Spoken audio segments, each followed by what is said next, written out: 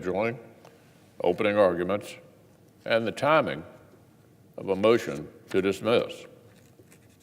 Other more detailed questions about the middle and the end of the trial, including whether any witnesses would be called, were reserved for a second resolution that was passed in the middle of the trial itself.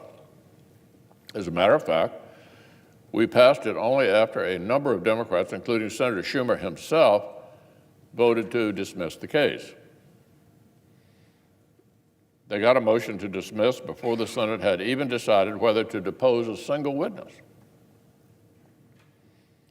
Instead of a tried and true 1999 model, start the trial and then see how senators wish to proceed, the Democratic leader wants to write a completely new set of rules for President Trump.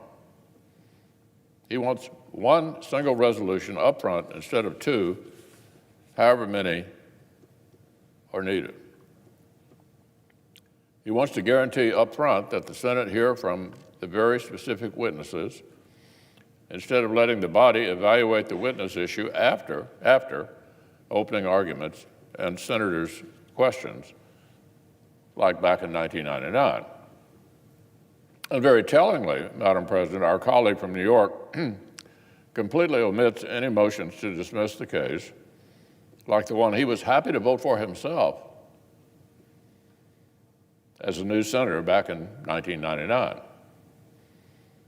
Almost exactly 20 years ago today, prior to the Senate trial, Senator Schumer said this on television, direct quote. Here's what he said.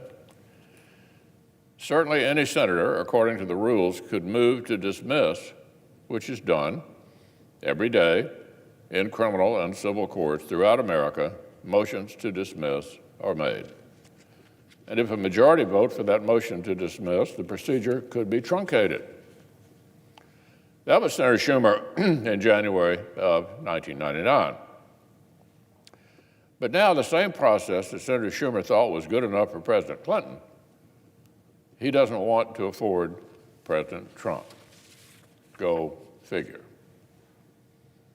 Look, most people understand what the Democratic leader is really after.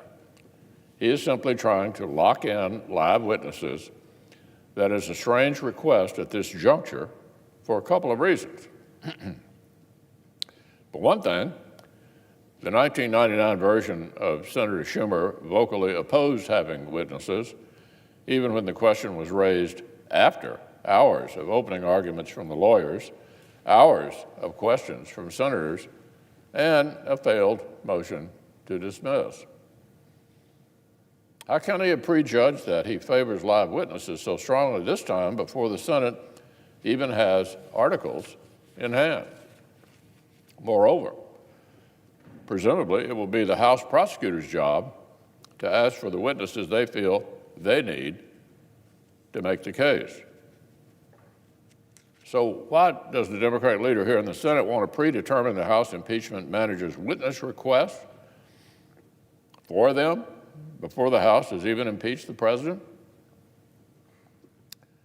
Might he be coordinating these questions with people outside the Senate?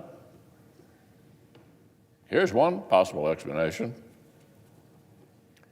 Maybe the House's public proceedings have left the Democratic leader with the same impression they've left many of us, that from everything we can tell, House Democrats' slapdash impeachment inquiry has failed to come anywhere near the bar for impeaching a duly elected president, let alone removing him for the first time in American history. And so those who have been eagerly hoping for impeachment are starting to scramble. Chairman Adam Schiff and House Democrats actively decided not to go to court and pursue potentially useful witnesses because they didn't want to wait for due process. Indeed, they threatened to impeach the president if they had to go to court at all. That intentional political decision is the reason why the House is poised to send the Senate the thinnest, least thorough presidential impeachment in our nation's history. By any ordinary legal standard, what House Democrats have assembled appears to be woefully inadequate to prove what they want to allege. So now, the Senate Democratic leader would apparently like our chamber to do House Democrats' homework for them. He wants to volunteer the Senate's time and energy on a fishing expedition to see whether his own ideas could make Chairman Schiff's sloppy work more persuasive than Chairman Schiff himself bothered to make it.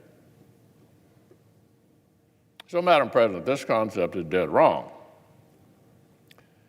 The Senate is meant to act as judge and jury, to hear a trial, not to rerun the entire fact-finding investigation because angry partisans rushed sloppily through it. The trajectory that the Democratic leader apparently wants to take us down, before he's even heard opening arguments, could set a nightmarish precedent for our institution. If the Senate volunteers ourselves to do House Democrats' homework for them, we will only incentivize an endless stream of dubious partisan impeachments in the future. And we will invite future Houses to paralyze future Senates with frivolous impeachments at will. This misunderstanding about constitutional roles brings me back to something I raised earlier. The Democratic leader's letter to me, by way of the press, literally misquoted the Constitution. Senator Schumer wrote that we should exercise, quote, the Senate's sole power of impeachment under the Constitution with integrity and dignity. He attributed to the Senate, quote, the sole power of impeachment. Well, there's his problem, Mr. President. That's the role the Constitution gives actually to the House, not to the Senate. They give it to the House. Article 1, Section 2 says the House of Representatives shall have the sole power of impeachment. Doesn't sound ambiguous to me. If my colleague wants to read about our responsibilities here in the Senate, he needs to turn to the next page. Article 1, Section 3 says the Senate shall have the sole power to try all impeachments. We don't create impeachments over here, Mr. President. We judge them. The House chose this road.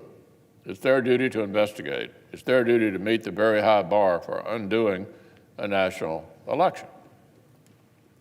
As Speaker Pelosi herself once said, it is the House's obligation to, quote, build an ironclad case to act.